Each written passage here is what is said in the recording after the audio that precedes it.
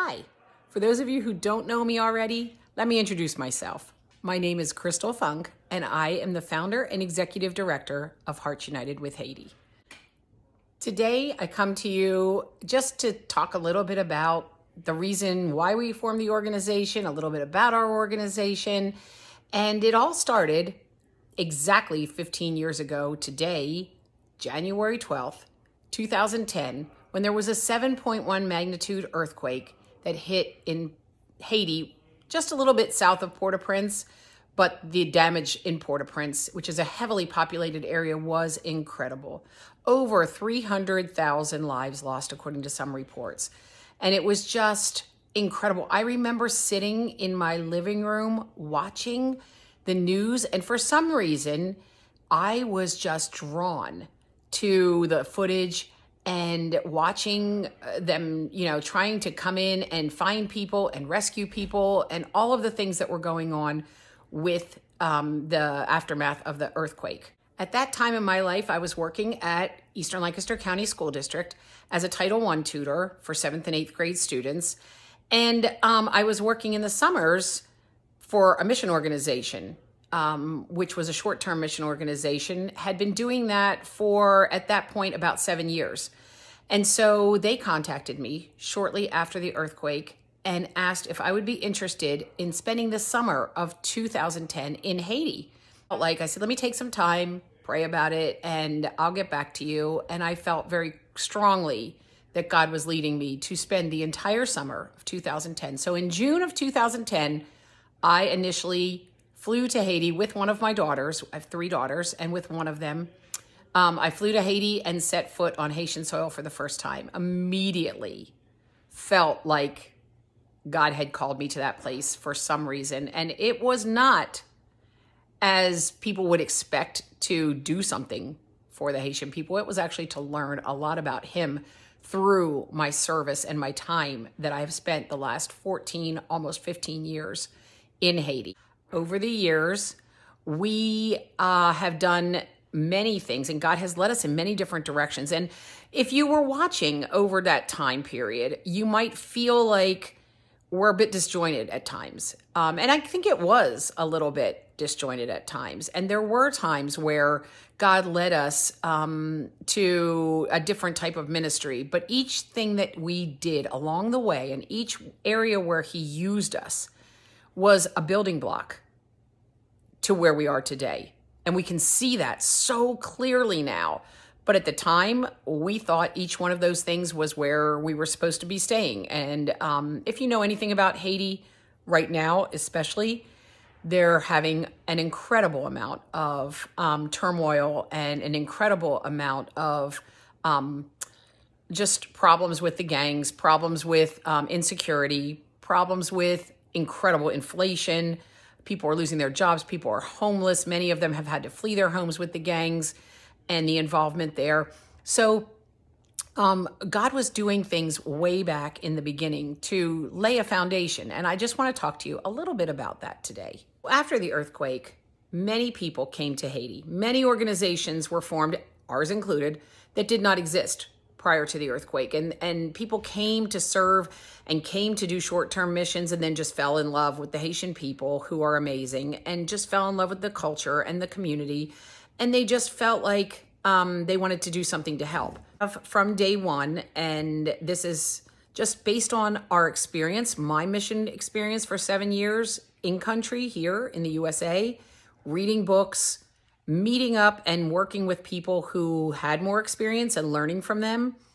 We realized early on that even with naming the organization, we named the organization Hearts United with Haiti, not Hearts United for Haiti. People think that all the time and get us mixed up. We don't do anything for Haiti. We do it with Haiti. We do it with the Haitian people. And we work alongside them to help build up whatever they're already involved in and doing.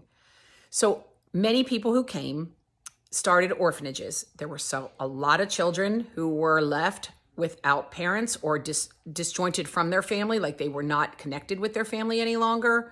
And so those children were funneled into new orphanages. A lot of new orphanages crept up to supposedly help. And it sounds great.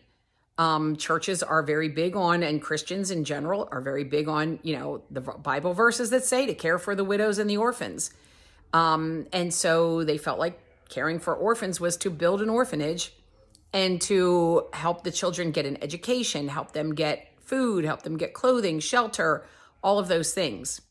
Unfortunately, what often happens with good intentions is over time you start to see that maybe they weren't the best way to go about things. So an orphanage was not necessarily the best way. It was not, in our opinion, it was not the best way to go about things. Now, there are some true orphans in Haiti, but a large majority of the orphans that are in orphanages in Haiti are there because they're economic orphans, is what we call them. Means that their family can't afford school because school's not free in Haiti. They can't afford to maybe feed them well. They can't afford certain luxuries that they feel their child needs. And therefore, when there's an orphanage built in their community or in their area, they're real quick to say, oh, well, we'll take the child down there and leave them where they can better take care of my child. And I can't give them those things, so I'll take them somewhere where they can get them. Therefore, all these orphanages started popping up all over the place. And though they had great intentions, and they actually many times had a nice environment, it's still institutionalized care. And the best place for a child has always been and will always be their family. People will reach out and try to, find an orphanage or a place where they feel their child can get better care. We instead have been big on saying, what would it take for you to be able to keep your child at home? If it's a matter of you can't afford school, what if someone paid that school for your child? Would you then keep them at home? And universally, I can tell you that people are like, absolutely. I would love to have my child at home with me rather than put them away from the family. And so we have been very passionate throughout the years, as God has led us along, to intentionally work with families on preserving the family unit, on empowering that family, on helping the parents break that cycle of poverty if we're able to do so, walk alongside them and provide them with what resources they may need to keep their children home and keep that family unit together. So about 9 years ago or so, almost 10 years ago, we opened a community center in our town. And the main purpose was to teach English and computer skills and then bring the children in so that we could work with them and disciple them and work with them and present the gospel. Obviously, we want to do that as well. We are a Christian organization. When opportunities arise, we present the gospel. But that's not the sole purpose. The sole purpose is to really build up and empower and strengthen those families. So we have family game nights. We have family movie nights. We have other family events. We have literacy classes now for the parents. We have parenting classes. We have homework help. We have tutoring to help them do better in school so that they're able to be more successful. Many, many different programs over the years that we have had at our community center. And it has been a blessing. We now have students who have graduated from our programs.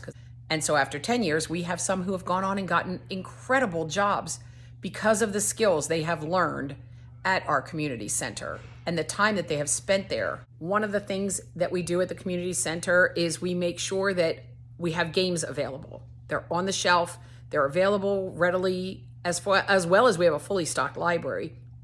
But the games are all colors and numbers so that the students are able to play them with their parents who may be illiterate, with other students who may be illiterate. They just need to be able to know colors and numbers. And it is so fun. It teaches such incredible skills. It teaches problem solving. It teaches critical thinking. It teaches teamwork. It teaches strategy. But they don't know that because they're just playing a game and having fun.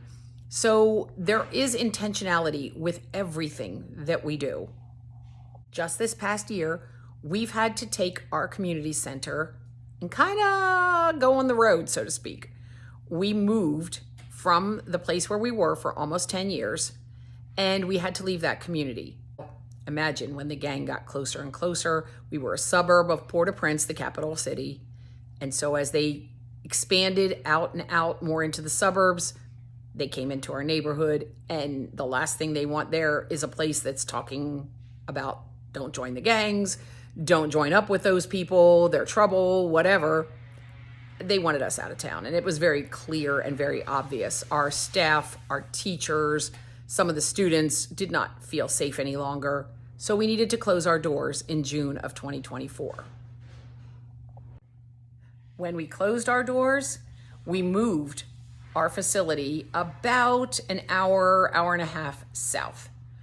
Okay, and now we are located in a little town, but we knew all along that town was probably not going to be our permanent home. So we have been searching for a permanent location to move the ministry, and we are pretty sure we found a community. We found a community that really wants what we have to offer. They've seen some of the videos of what we've done in the past and the students and the different programs we offer, and they're like, we would love to have you here. So we are working now with community leaders in that area, in that community, to find land available. They're talking to neighbors, they're talking to people. Would you like to sell some land to an organization to come in here and offer some programs and some training and things for the families in the area, for the children in the area, whatever. And so I would anticipate within the next year or so, we will have some solid information on land that we have purchased and a community center that we will be building. And we'll probably be contacting a lot of you for support and have you be a part of that. Because, I mean, what better thing to be a part of than something from the ground up that is being built that will benefit people for generations to come. So going back to the earthquake, how does this all tie in? You mentioned, Crystal, that in the beginning of this video that today is the anniversary of the earthquake. And I think I wanted to just touch on the fact that after the earthquake, I think there were a lot of people in Haiti. In fact, I know there were a lot of people in Haiti who were feeling like, you know, it was rough. Things were over for them. They couldn't imagine what life was going to look like 10, 15 now years down the road. And yet here they are. They're rebuilding, they're reestablishing. And yet in the meantime, there have been some hurricanes that have come through. There's been another earthquake in the South in 2021. The president was assassinated. And so they have no functioning government essentially at this point. So they've gone through all kinds of challenges, and now this latest challenge with the gangs. Yet God is still God. He is still there. He is still looking out for the Haitian people, and they are still a blessed country. People might say, Crystal, a blessed country? Are you kidding me? How can you say they're blessed? They have so many things happening and so many things against them. And yeah, that may be true. But as I said, more and more people have been rising up and becoming community leaders, have been stepping up and really realizing, as I said, the damage that's been done by some of these orphanages and the importance of keeping a family together. So there's been more of a grassroots uprising of people within the country who are really working hard to keep families together and close a lot of these orphanages where, again, not that the conditions are bad or the children are mistreated or they're in trouble or anything like that, but it's more just because it's not best practice for children. They should be with their families. So there are a lot of good things going on, even within our ministry. We have learned a lot over the years. And when we start up in this new community, we are already prepared to be able to offer some really good programs. Our adult literacy program that we've written and gotten off the ground is really good. We've actually taught it to other organizations and they're now using it. So God has always been at work, although it's hard to see sometimes. And that would be my encouragement to you today, is if you're in a place in your life where you're not really sure God's working, God's there, He is. He's at work. You may not see it right at the moment, but He's there. And I truly believe that for Haiti. As far as helping with our ministry, as far as getting involved with our ministry, we have a website, heartsunitedwithhaiti.org. You can go there and check it out. We have social media. We have Facebook. We have TikTok. We have Instagram. You can feel free to just search for us. Again, search for Hearts United with Haiti and you'll find it. And then there's ways that you can be involved directly on a financial level or in other ways. As stated earlier, we actually do offer scholarships for kids to go to school. That's a huge burden lifted from a lot of families, especially right now. There's been a lot of families who've had to relocate themselves, just like we did, and they're in a new area and they're using their resources within their family just to feed themselves or find new housing. They don't have money for school. So we have 45 children this year in our program, and in our school scholarship program. They have their own part they have to do. It's not a handout. It's definitely they work. They keep up their end of the bargain. They sign a contract, and if they don't maintain grade point average next year, they're not getting school paid for again. We're not going to invest in somebody who doesn't accept their part of the process. We also have 3 young ladies who are looking for support. One at about $125 a month, and that could be combined by a couple people, 5 people doing $25, and that would be covered. And we have 2 who are at about $200 a month US. All of them are trying to better themselves. They're going to professional school, or they're starting a small business, or doing something to really get themselves established and get themselves. So if you're interested in helping out with any of that, contact me and I would be happy to guide you in the right direction. And also, when we get to the point where we're relocating, we are going to be, as I said, looking for help with land purchase, with building. And then you can also always help out in other ways. Organize a fundraiser and donate the proceeds to the organization, or help us out with social media, with events, with passing around the word so that I can come and speak to people. I'm more than willing to travel wherever and come and speak about what we're doing and how God's using us. So be encouraged today. Know that God loves you. He is working behind the scenes, even when you don't see it. He is using all the experiences you have today to build you and equip you so that you are ready to serve where He puts you in the future. And all you have to do is just take that in stride, follow along, continue to seek after Him, and He will direct your steps as He has ours over and over and over again. And I look forward to maybe being with you in person someday, but today was not that day. So please think about the people in Haiti who lost their lives today and the families who are grieving. It's a rough time, and it was a rough moment in the country's history, but God is faithful. God bless.